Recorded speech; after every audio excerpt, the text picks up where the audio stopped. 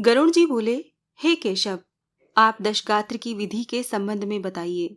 इसके करने से कौन सा पुण्य प्राप्त होता है और पुत्र के अभाव में इसको किसे करना चाहिए? श्री भगवान बोले, हे पक्षीराज, अब मैं दशगात्र विधि को तुमसे कहता हूँ, जिसको करने से सत्पुत्र पितृ ऋण से मुक्त हो जाता है।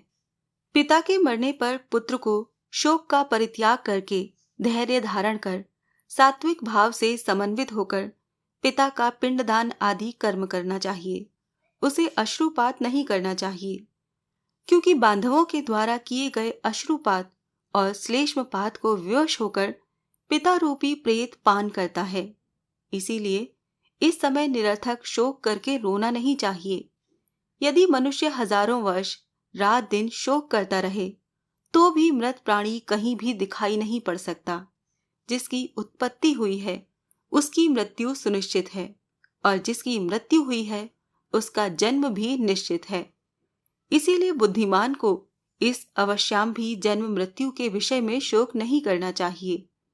ऐसा कोई दैवी अथवा मानवीय उपाय नहीं है जिसके द्वारा मृत्यु को प्राप्त हुआ व्यक्ति पुनः यहाँ वापस आ सके।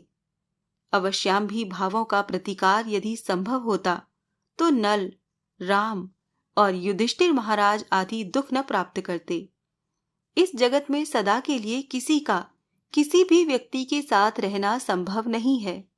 जब अपने शरीर के साथ भी जीवात्मा का सार्वकालिक संबंध नहीं है तो फिर अन्य जनों के आत्यांतिक सहवास की तो बात ही क्या। जिस प्रकार कोई पथिक छाया का आश्रय लेकर विश्राम करता है और विश्राम करके पुनः चला जाता है, उसी प्रकार प्राणी का संसार में परस्पर मिलन होता है। पुनः प्रारब्ध कर्मों को भोग कर वो अपने गंतव्य को चला जाता है। प्रातःकाल जो भोज्य पदार्थ बनाया जाता है वो सायंकाल नष्ट हो जाता है। ऐसे नष्ट होने वाले अन्न के रस से पुष्ट होने वाले शरीर की नित्यता की कथा ही क्या।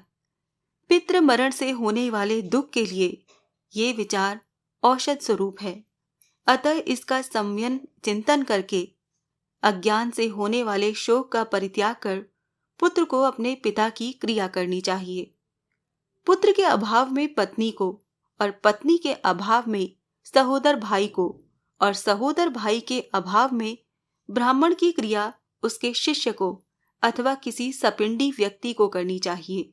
हे गरुण, पुत्रहीन व्यक्ति के मरने पर उसके बड़े अथवा छोटे भाई के पुत्रों या पौत्रों के द्वारा दशगात्र आदि कार्य कराने चाहिए।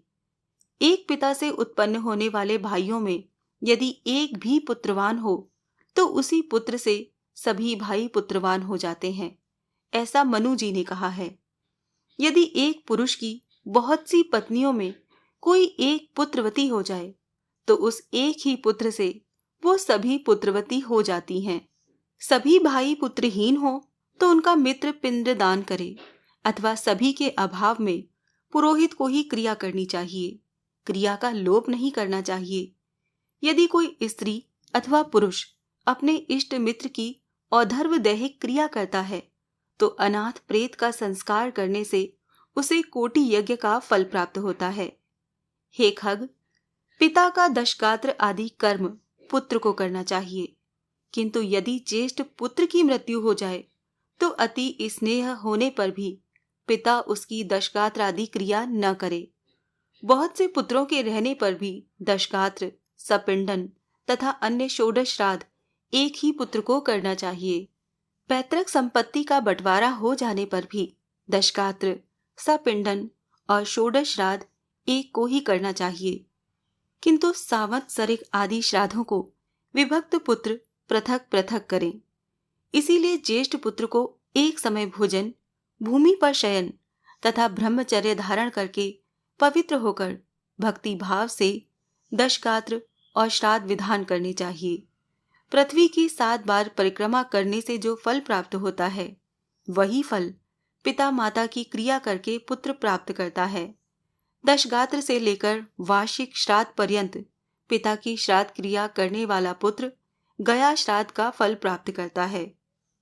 कूप, तालाब, बगीचा, तीर्थ अथवा देवालय के प्रांगण में जाकर मध्याह्न काल में बिना मंत्र के स्नान करना चाहिए। पवित्र होकर वृक्ष के मूल में दक्षिणाभिमुख होकर वेदी बनाकर उसे गोबर से लीपे। उसे वेदी में पत्ते पर कुश से बने हुए दर्भमय ब्राह्मण को स्थापित करके पद्मा आदि से उसकी पूजन करे और अतिशि पुष्प संकाश इत्यादि मंत्रों से उसे प्रणाम करे। इसके पश्चात उसके आगे पिंड प्रदान करने के लिए कुश का आसन रखकर उसके ऊपर नाम गोत्र का उच्चारण करते हुए पके हुए चावल अथवा जौ की पीठी से बने हुए पिंड को प्रदान करना चाहिए। खस, चंदन और भृंगराज का पुष्प निवेदित करें। धूप, दीप, नैवेद्य, मुखवास तथा दक्षिणा समर्पित करें। तदंतर काकान्न, दूध और जल से परिपूर्ण पात्र तथा वर्धमान जलांजलि प्रदान करते हुए ये कहें कि अमुक नाम के प्रेत के लिए मेरे द्वारा प्रदत्त प्राप्त हो।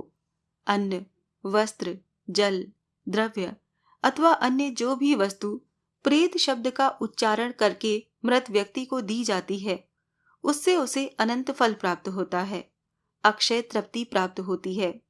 इसीलिए प्रथम दिन से लेकर सपिंडीकरण के पूर्व स्त्री और पुरुष दोनों के लिए प्रेत शब्द का उच्चारण करना चाहिए। पहले दिन विधि पूर्वक जिस अन्न का पिंड दिया जाता है, उसी अन्न से विधि पूर्वक 9 दिन तक पिंडदान करना चाहिए। 9वें दिन सभी सपिंडी जनों को मृत प्राणी के स्वर्ग की कामना से तैलाभ्यन करना चाहिए और घर के बाहर स्नान करके धूप और लावा लेकर स्त्रियों को आगे करके मृत प्राणी के घर जाकर उससे कहें कि दूर्वा के समान आपके कुल की वृद्धि हो तथा लावा के समान आपका कुल विकसित हो। ऐसा कह करके दूर्वा समन्वित लावा को उसके घर में चारों ओर बिखेर दें। हे खगेश्वर, 10वें दिन मांस से पिंडदान करना चाहिए, किंतु कलयुग में मांस से पिंडदान शास्त्रार्थ निषिद्ध होने के कारण मांस अर्थात उड़द से पिंडदान करना चाहिए। 10वें दिन छौर कर्म और बंधु बांधवों को मुंडन कराना चाहिए। क्रिया करने वाले पुत्र को भी पुनः मुंडन कराना चाहिए। 10 दिन तक एक ब्राह्मण को प्रतिदिन मिष्ठान भोजन कराना चाहिए और हाथ जोड़कर भगवान विष्णु का ध्यान करके प्रेत की मुक्ति के लिए इस प्रकार प्रार्थना करनी चाहिए।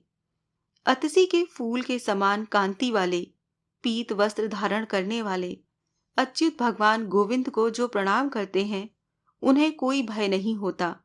हे आदि अंत से रहित शंख चक्र और गदा धारण करने वाले अविनाशी तथा कमल के समान नेत्र वाले देव विष्णु, आप प्रेत को मोक्ष प्रदान करने वाले हो। इस प्रकार प्रतिदिन श्राद्ध के अंत में ये प्रार्थना मंत्र पढ़ना चाहिए। तदंतर स्नान करके घर जाकर गौग्रास देने के उपरांत भोजन करना चाहिए। प्रेतकल्प सारोद्धार का 11वां अध्याय यहाँ संपूर्ण हुआ। ओम नमो भगवते वासुदेवाय।